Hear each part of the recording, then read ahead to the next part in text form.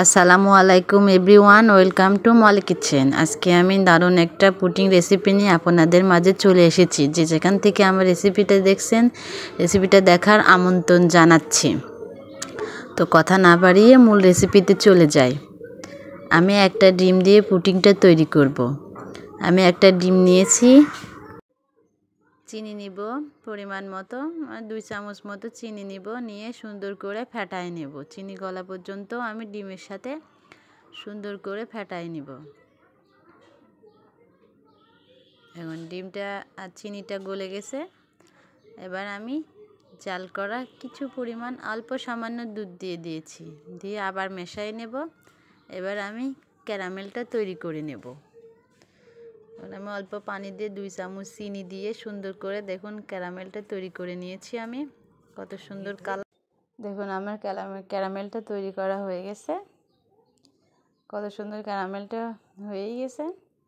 এবার আমি যে পাত্রে পুডিংটা বসাবো সেই পাত্রে সেট করে নেব।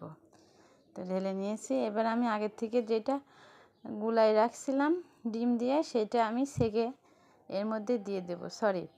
সেকে দেওয়ার আগে আমি একটু ভ্যানিলা এসেন্স দিয়ে দেব। ভ্যানিলা এসেন্স দিয়ে গুলায়ে আমি কাপের মধ্যে ঢেলে দেব। দেখুন আমি ঢেলে দিয়েছি। এটা সেকে নিতে হবে, সেকে না দিলে ভালো হবে না, সেকে দিতে হবে। দেখুন সেকে দিয়ে আমি একটা প্যান বসাই নিয়েছি। প্যানে আমি 2টা টিস্যু দিলাম, দিয়ে আমি যে পাত্রে পুডিংটা বসাইছি সেটা বসাই দিয়ে, মানে যেটায় পুডিং বসাইছি তার অর্ধেক পরিমাণ পানি দিয়ে আমি মিডিয়াম টু লো হিটে জাল দিব। এটা ঢেকে দিতে হবে।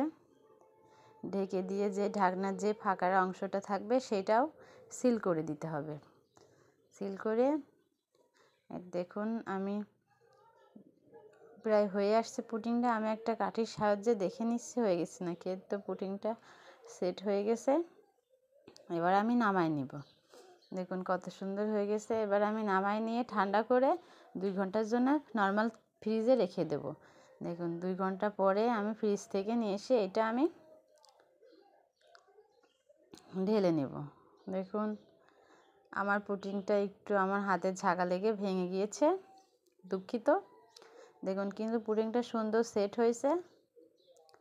আর পুডিংটা খেতেও অনেক মজা। আপনারা বাসায় ট্রাই করে দেখবেন, অনেক মজা লাগবে খেতে। আমার রেসিপিটা আপনাদের কেমন লাগলো অবশ্যই জানাবেন, পাশেই থাকবেন। ধন্যবাদ।